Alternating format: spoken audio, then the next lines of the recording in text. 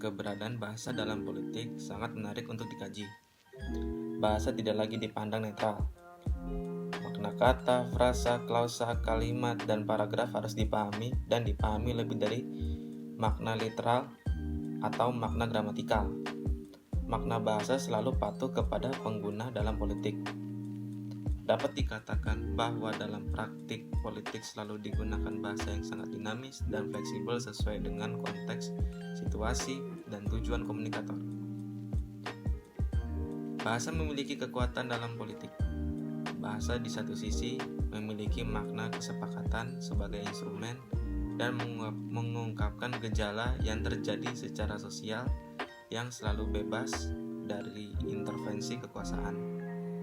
Di sisi lain, bahasa dapat menjadi instrumen yang mampu menghadirkan dirinya dan memberikan ruang serta sebagai arena berbagai kepentingan dan kekuasaan.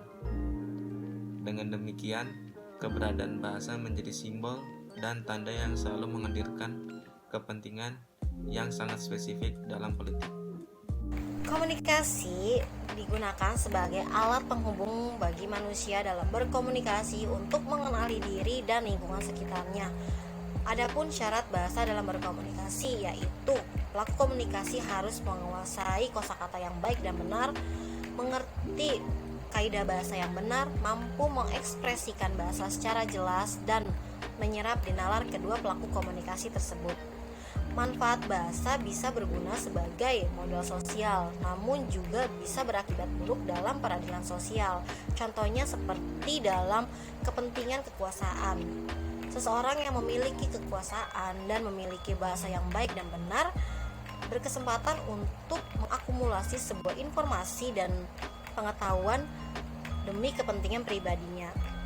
Hingga kini manfaat bahasa masih terbatas dalam kalangan tertentu seperti kalangan menengah ke atas. Namun bagi kalangan menengah ke bawah masih membutuhkan bimbingan dalam manfaat bahasa tersebut, sehingga belum tentu bisa menjadi tiang dalam politik untuk mengekspresikan kepentingan tersebut. Untuk itu, penting dalam meningkatkan kualitas bahasa dalam politik. Kini bahasa telah berkontribusi dalam berbagai arena, salah satunya dalam arena politik. Peran penting bahasa dalam penyampaian politik dan pengaruh pendidikan di kualitas bahasa dalam politik merupakan acuan permasalahan dalam penelitian kali ini. Setiap bahasa yang disampaikan tentu memiliki makna di dalamnya dan diharapkan bisa diterima oleh individu dan kelompok lainnya. Maka dari itu, kualitas bahasa memiliki peranan yang sangat penting dalam politik. Dalam menulis sebuah artikel ilmiah, diperlukan metode yang berfungsi sebagai landasan pengolahan data yang akan dibahas maupun dikembangkan. Metode penelitian ini ialah suatu cara yang berfungsi untuk mengolah data ilmiah dengan tujuan yang spesifik. Metode penelitian merupakan komponen yang mempunyai peranan penting dalam suatu jurnal atau artikel karena memuat informasi mengenai teknik yang akan digunakan untuk mengolah data penelitian. Dalam artikel ini, penulis memilih metode deskriptif kualitatif sebagai teknik maupun metode penelitian. Sesuai dengan teori yang dikutip melalui buku penelitian Sugiono, metode kualitatif adalah metode pengolahan data yang didasarkan pada suatu populasi maupun tempat yang mana memanfaatkan dokumen ataupun situasi tertentu yang bersifat analisis maupun penjelasan, dan bukan berbentuk numerikal atau angka. Pada penelitian ini, penulis memanfaatkan hasil-hasil dari penelitian sebelumnya maupun teori yang sehubungan dengan kualitas bahasa dalam politik. Data-data tersebut berbentuk artikel maupun jurnal penelitian yang kemudian dianalisis serta diolah kembali menggunakan metode deskriptif kualitatif. Bahasa di dunia sangat beragam, yaitu diperkirakan ada 6.000 sampai 7.000 bahasa di dunia. Bahasa adalah alat komunikasi untuk manusia dapat berkomunikasi dengan manusia lainnya. Ada beberapa arti bahasa menurut para ahli. Yang pertama, menurut Walija pada tahun 1996, bahasa adalah alat komunikasi yang paling lengkap dan efektif untuk menyampaikan ide, pesan, maksud, perasaan, dan pendapat kepada orang lain.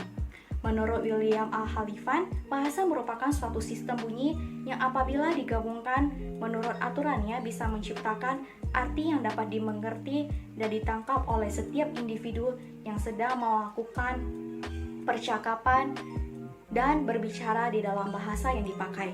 Menurut Sudaryono, bahasa adalah sarana komunikasi yang efektif walaupun tidak sempurna, sehingga ketidaksempurnaan bahasa sebagai sarana komunikasi menjadi salah satu sumber terjadinya kesalahpahaman.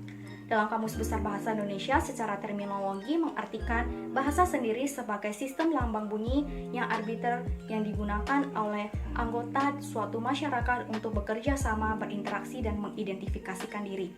Tujuan adanya bahasa adalah sebagai alat menyatukan beragam macam suku antar individu berbagai daerah, beraneka macam budaya dan latar belakang budaya dan sosial sebagai wujud keutuhan bangsa.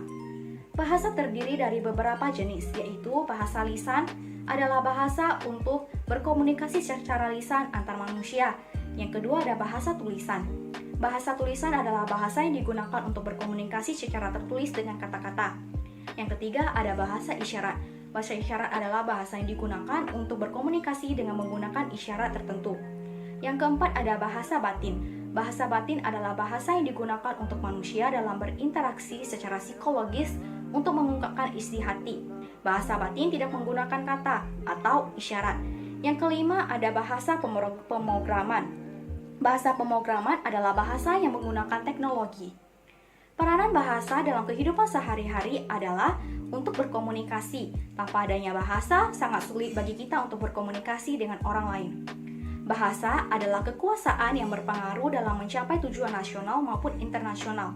Bahasa Indonesia pada penjajahan Jepang melalui tenaga dari bangsa Indonesia dalam suatu peperangan, Jepang dalam mempengaruhi bangsa Indonesia secara tidak langsung menggunakan bahasa Indonesia agar tujuan dapat tercapai.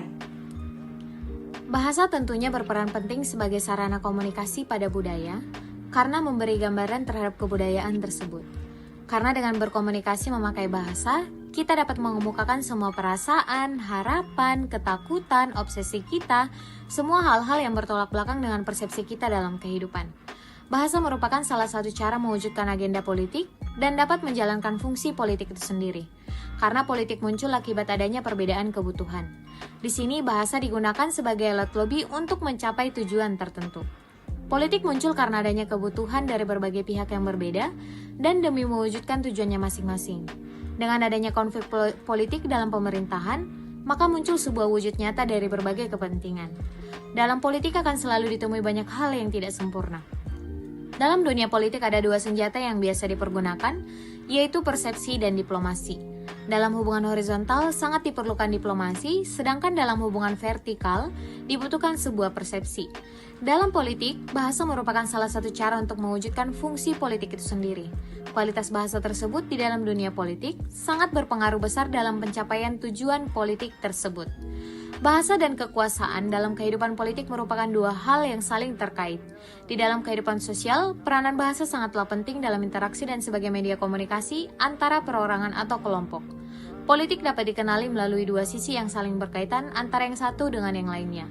Dari sisi sangatlah penting dalam interaksi dan sebagai media komunikasi antara perorangan atau kelompok.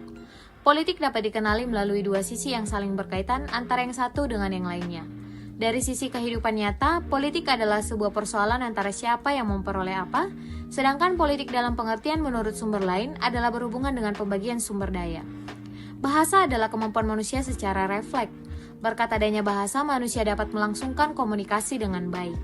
Manusia adalah makhluk produk kultural dalam konstruk linguistik. Bahasa juga berperan penting untuk kehidupan manusia, baik secara kelompok atau pribadi. Pemasaran komunikasi politik tidak hanya memiliki sifat pengayaan terhadap komunikasi politik secara konseptual, namun menjadi bagian yang praktis. Sekarang, hubungan komunikasi dengan politik sudah dipraktikkan di beberapa negara, khususnya negara yang mengimplementasikan sistem demokrasi. Para politikus yang berperan sebagai komunikator tidak bisa melepaskan diri atau bahkan dilepaskan dari kemampuan dalam mengkoordinir atau mengorganisasikan pesan atau tujuannya kepada halayak yang menginginkan demokrasi dalam kesejahteraan, keadilan, dan dalam bernegara. Komunikasi politik memiliki esensi, khususnya memiliki hubungan yang sangat erat dengan penyebaran dan pengaturan pesan politik untuk mempengaruhi calon pemilih atau halayak. Untuk mempengaruhi calon pemilih atau halayak tentu bukanlah hal yang mudah untuk dilakukan, dikarenakan para halayak tentu akan memiliki pengertian atau respon yang diterimanya dengan berbeda-beda. Pengaturan penyampaian pesan yang diberikan dalam komunikasi politik yang bersinggungan langsung dengan keinginan juga kebutuhan halayak tentu akan menaikkan partisipasi halayak dalam kegiatan politik, serta dapat membangun kepercayaan antara komunikator dengan halayak secara positif. Oleh karena itu, komunikator diharapkan dapat memiliki kemampuan bahasa dan cara berkomunikasi dengan baik dan benar di depan halayak, secara jujur, memahami media untuk berkomunikasi dengan halayak, diketahui halayak merupakan sasaran untuk meraih tujuan komunikator.